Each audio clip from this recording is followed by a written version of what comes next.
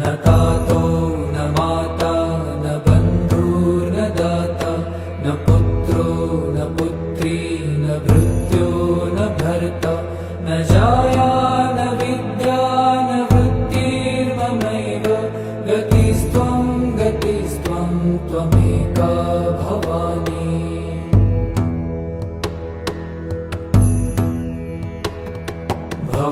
भवाब्धावपारे महादुःखभीरु पपात प्रकामी प्रलोभी प्रमत्त कुसंसारपाश प्रबद्ध सदाहं गतिस्त्वं त्वमेका भवानी।